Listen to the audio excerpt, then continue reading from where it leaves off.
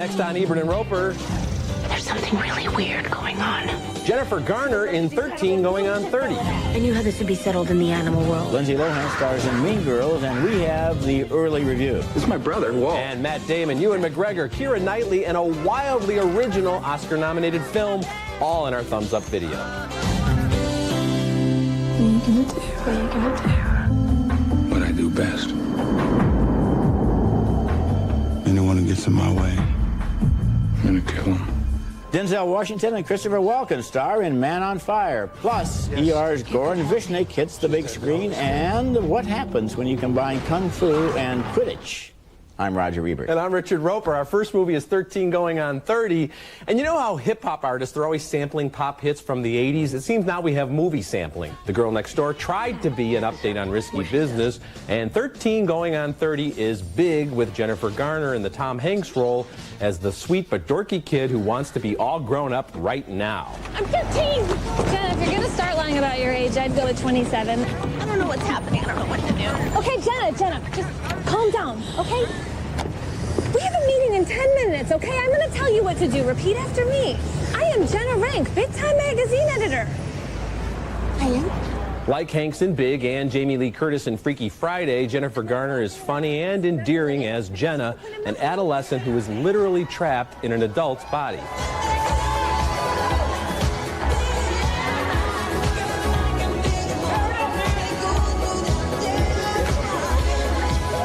Mark Ruffalo does his usual solid, low-key work as Jenna's former best friend, whom she dumped for the cool crowd back when they were 13. You wanna know a secret? Yeah. You're the sweetest guy I've ever known. 13 going on 30 doesn't have the same emotional punch as Big. In that film, the boy became a man in his own time, so his romance with a grown-up was doomed. Here, Jenna actually shoots forward 17 years, so she can either go back in time or stay where she is, so the consequences aren't so monumental. But the film doesn't really linger on such mind-bending questions. It's really about a young girl getting a glimpse of her future and learning that her adolescent fantasies about adulthood are potentially disastrous. Jennifer Garner's already a celebrity. Now she's a movie star. Thumbs up for me. Thumbs down for me for a number of reasons, although I wonder how many viewers followed that fact that she went forward 17 years, but she can go back or forward or so forth, because it's all magic, let's face it. It is magic. It's movie magic, and it's a magical performance. In Big, Hanks deals with the fact that he's a young boy in an adult body. Right. And so he makes the adult body move like a little boy, just as Judge Reinhold did and vice versa. Yeah. Here, suddenly Jennifer Garner is 30, and the plot is really about the politics that magazine she works for. And I didn't care about the office politics. Well, I think that was one of the weaker parts of the film, but I disagree with you, Roger. I think Jennifer Garner did the same sort of physical mannerisms that Hanks did so well in Big. Not so well, She kind of walks like a 13-year-old girl, and she has this way of twirling around, and she's discovering things about her body that obviously happen a lot quicker. The movie misses on one really big scene, because this 13-year-old finds out that now, as a woman, her boyfriend is a professional hockey star, and they're on a date, and they're in his apartment. Yeah. And the movie fades out instead of dealing with how she dealt with that. Well, she deals with it a little bit later on. I just am surprised that, you know, I think the smart writing here, and Jennifer Garner, I think, is such a star. Oh, she's a star, sure. That you're pinpointing a few small things that you don't like about the plot and overlooking the overall charm of this film. Well, if I were 13 or going on 30, I think the movie I would like to see would be our next one. Instead, and that movie is named Mean Girls, and it's a comedy crossed with a sociological look at high school girls, and I really mean that. The screenplay is based on a serious nonfiction study of high school cliques, gossip, and popularity. The movie stars Lindsay Lohan from Freaky Friday as Katie, a girl who is homeschooled in Africa until her junior year, and then dumped headfirst into the jealousies and intrigues of high school. She quickly makes friends with a couple of outsiders, played by Lizzie Kaplan and Daniel Franzese. That little one? That's Gretchen Wieners. Gretchen Wieners knows everybody's business. She knows everything about everyone. That's why her hair is so big. It's full of secrets. Her new friends brief her on the plastics, the most popular girls in school, and they encourage her to befriend them so they can gather ammunition to sabotage the plastic's insufferable leader. That would be Regina, played by Rachel McAdams. I just moved here from Africa. What? I used to be homeschooled. Wait, so you've actually never been to a real school before? Shut up. Shut up! I didn't say anything. The screenplay, which is not only funny but smart, was written by Tina Fey of Saturday Night Live, who also stars as one of the teachers. Shopping? No, I'm just here with my boyfriend. Joking. Sometimes older people make jokes. My Nana takes her wig off when she's drunk. Your Nana and I have that in common. Mean Girls takes a good look at how high school really works. It exaggerates, but not too much. Lindsay Lohan is effective as Katie because she does seem like a normal student with her feet on the ground and not one of those glamorous teenage movie queens. Sure, she's tempted by popularity, but she finds out when you're smart enough, you just can't play those games. Thumbs up. You know, I'm going to give it thumbs down, although I agree with some of what you're saying. I thought Tina Fey's screenplay was really funny, and her character was really good. I love the moment where she runs into the kids outside of school, and she works part-time at PJ Calamities, because, you know, when you're teaching, sometimes you have to have a job like that, and I thought Tim Meadows was effective as the principal. I didn't think the Mean Girls were all that mean, for one thing. Well, that was interesting. That was refreshing, that they were not exaggerated into caricatures. But we have no jeopardy there. We have no... for me, about halfway through the film, I kind of felt like, well, all right, we get the points that are being made here about clicks. It has a good heart. It's got some good one-liners, and it has nowhere to go. And it proved my reservations about it, because I thought the last half hour was pretty dreadful. That scene in the high school gym at the end where they're trying to figure out who did what and everything. Tim Meadows was fabulous in that scene with his little quiet advice. I thought it kind of fell apart there. It has a little bit of a National Lampoon sensibility, kind of funny. I can't quite recommend it. What you're missing here is that this is not one of those cookie-cutter teenage coming-of-age movies. No, it's about real people who are really looked at and who are really performed and who are not made into caricatures. And I got to tell you, Richard, this movie is so much better than 13 Going on 30 that it's sad that you got it wrong. No, it's not sad at all. Yes, it is. 13 Going on 30 tried to be a light, entertaining star vehicle, and it was successful at that. Mean Girls has more ambition. It has probably a more ambitious screenplay by Tina Fey, but I just didn't think the execution was quite there. I'm close, but I'm still going to stick with thumbs down. I think you need to have your movie-o-meter adjusted. No, I think it feels very comfortable. Okay. Thank you very much. Our next movie is Shaolin Soccer. Now, this is a fantastically funny, insanely weird martial arts sports comedy. Hong Kong actor-director Stephen Chow has been called the Asian Jim Carrey. Chow stars as Singh, a downtrodden Shaolin monk who can't seem to find a place in the modern world. But when a street gang attacks, he gets an idea.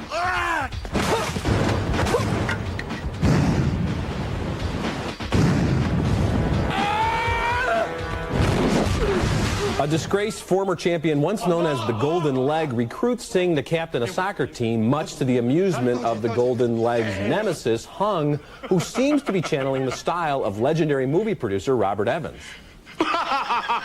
When the Shaolins square off against Team Evil, it's a soccer match as played by superheroes and powerful arch enemies.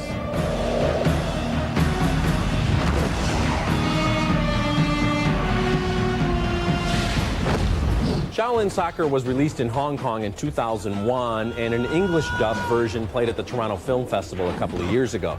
You can also find it on DVD if you hunt around on the internet.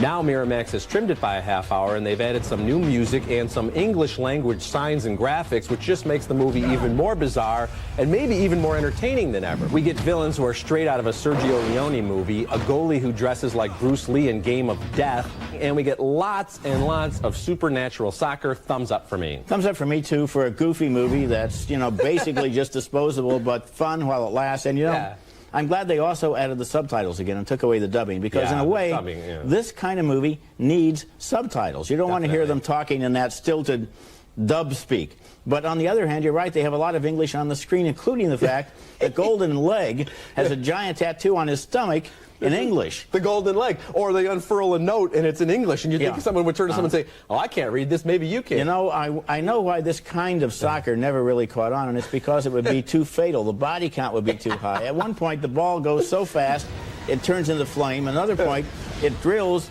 a tunnel through the earth. They're flying 50 feet above the stadium like a Quidditch game. And yet they still keep score. That's the nice thing. They're still keeping score of who has more goals. But they don't seem to have any rules, except that there is at least a goal, and when you get the ball in there, I guess you score something. And, and we're all rooting against. So that's what Team it is. Evil. And on that basis, it works. Okay. Later in the show, we'll recommend the best new DVDs in our Thumbs Up video segment. And when we come back, Denzel Washington is a man on fire.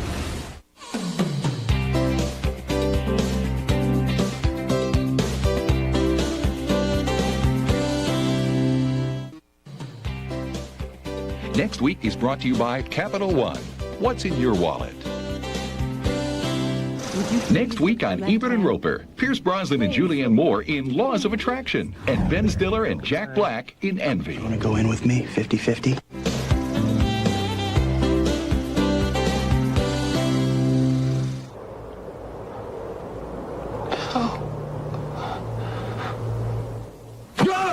Goran Visnik from ER, who starred all week in Spartacus, plays a hypnotist in Close Your Eyes, an unusually effective occult thriller set in modern-day London. The hypnotist begins by trying to help policewoman Shirley Henderson end her smoking habit, and then is recruited to help her solve the case of the tattoo murders committed by a serial killer who seems to be following the teachings of an evil practitioner who died 500 years ago. Patty Considine from In America plays an expert on the occult and black magic. He was executed in France for heresy. His living bowels were burned before his eyes.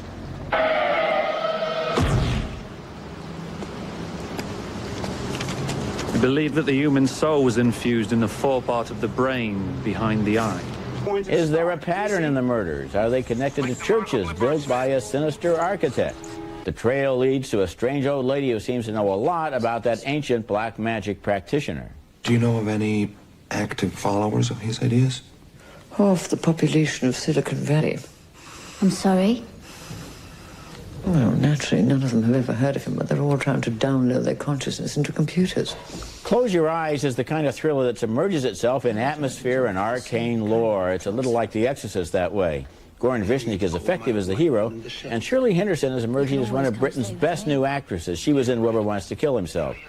Close Your Eyes is creepier and more effective than most new thrillers. It's opening in New York and Los Angeles, and then it goes wider, and it is worth looking for. It's definitely worth looking for. Tremendous thrills and chills in this movie that are born from the screenplay and the acting, not those false scares that we get in a lot of cheap, low-rate thrillers. Goran Visnik, he was in a movie last year called Swimming Pool, which we both liked a lot. That guy's a movie star. I mean, he's got the handsome leading man looks, but there's a lot more going on there. And I what happens to me when I see him?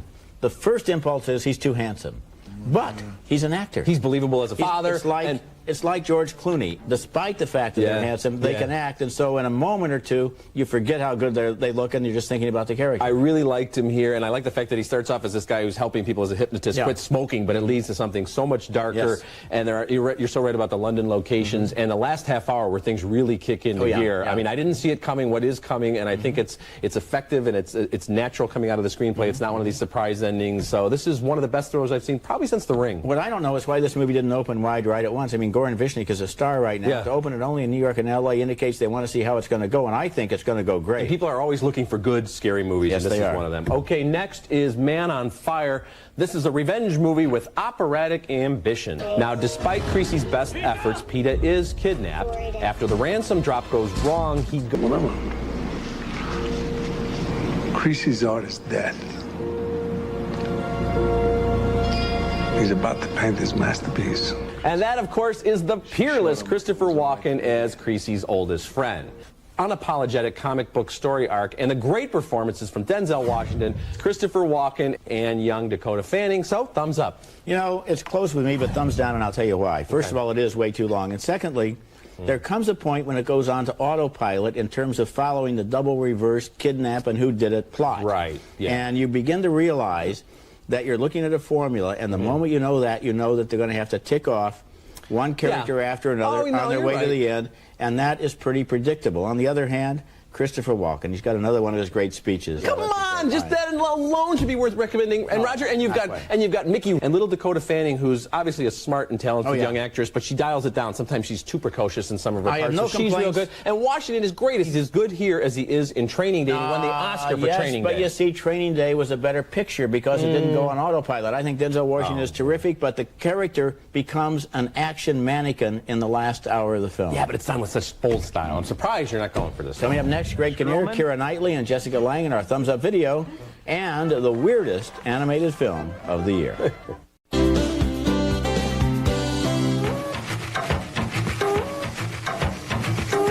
That old grandmother recruits 3 former singing stars to help her recover her kidnapped bicycle racing grandson in The Weird and Funny, The Triplets of Belleville. This was an Oscar nominee this year. It's new on DVD, and it's my Thumbs Up video selection. I saw it again over the weekend, and I was amused again by the sheer strangeness of the story and animation by director Sylvain Chomet. In the DVD commentary, Chomet explains how the music was created in that scene that we just saw.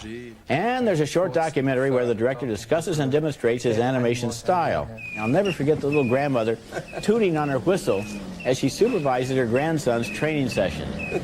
This isn't one of those animated films that begs you to love it, which is maybe why I do love it. love it. Who needs hallucinogenics when you have the triplets of Belleville and Shaolin Soccer? Okay, also new on video, 3 of the most vibrant and exuberant films of 2003. Love Actually just missed making my top 10 list last year. The DVD extras include a tribute to the music of the film. Don't give yourself away. And there's a hilarious deleted scene with Liam Neeson's widowed father searching for Claudia Schiffer on the internet. I'll tell you how I got here. You've been using my computer and calling up this filth, haven't you? Yes, I have. The Farrelly Brothers' hilarious and underappreciated Stuck on You also has some truly funny deleted scenes and some great behind-the-scenes glimpses into the makeup process. Apparently Greg Kinnear and Matt Damon weren't actually fused together. And we actually had a bet, on who was going to crack first and who was just going to lose it. And Tim Burton's Big Fish is a grand flight of imagination about a father who bends the truth in the most amazing ways. The DVD extras include a wonderful look at the journey of the main characters, hosted by the actors who portray them. Certainly this character looks back over his life and is very pleased with what he sees. Big Fish was a December release that got lost in the holiday shuffle. It's well worth checking out now on video. Okay, Triplets of Belleville is available on May the 4th. Richard's picks, Love Actually, Stuck on You, and Big Fish are all available in stores this Tuesday. When we come back, Paul McCartney combines his music with classic animation. Also new on DVD and perfect for family viewing is Paul McCartney, The Music and Animation Collection, a delightful set of animated works. Dustin Hoffman narrates a film titled Tuesday. The events recorded here are verified by an undisclosed source to have happened somewhere, USA, on Tuesday. And I want to give special mention to the Criterion Collection release of the 1959 Japanese masterpiece Floating Weeds, featuring insightful commentary from my partner. And we would expect with a conventional director to go immediately outside into the fight, which now ensues in this wonderful sequence of the two people walking back and forth on opposite sides of a street with the rain in between them. Now, I have to ask you, when you're asked to do these commentaries, how do you decide which films you're going to do, and how do you say no to people when they ask you to do that? I only do films I love. So far, I've done Dark City, Casablanca, Citizen Kane, and now Floating Weeds by Ozu, who is one of the greatest directors of all time, and this movie is really a masterpiece. It's interesting you say that, because I've been asked a couple of times to provide commentary, and the films I really wasn't that big a fan of, so I'm a little surprised that they would ask me to do it. What are you saving yourself for? I would save myself. I'll tell you one thing, when Ferris Bueller has the 20th anniversary edition, they better come to me, because I will explain to people why that film is actually a suicide prevention movie. But you'll have to wait until they ask me to do that. Then I'll explain it someday. And it's also a comedy. Yes, it is. Okay, recapping this week's movies, we split on 13 going on 30. We split again on Mean Girls, which opens next week. 2 thumbs up for Shaolin Soccer, 2 thumbs up for Close Your Eyes, and we split on Man on Fire. And we'll be back in a moment. Visit our website at ebertandroper.tv or at movies.com. Next week, we'll be back with reviews of Ben Stiller and Jack Black in Envy, and Robert De Niro and Rebecca Romaine Stamos in Godsend. Remember, you can hear all our recent reviews at ebertandroper.tv or at movies.com, and read us in print at suntimes.com. And until next week, the balcony is closed. I'm just surprised with you at 13 going on 30, because Jennifer Garner is such a presence. I am so surprised at you about Mean Girls. It's clearly a better movie. It's not a better movie, and especially, as I said, the last part of that movie, they just sort of give up and go, let's just get wacky with the humor. Looking good is easy with the Conair rechargeable beard and mustache trimmer. It moves in close, trims any style with laser precision. Now with turbo power. Pure Red.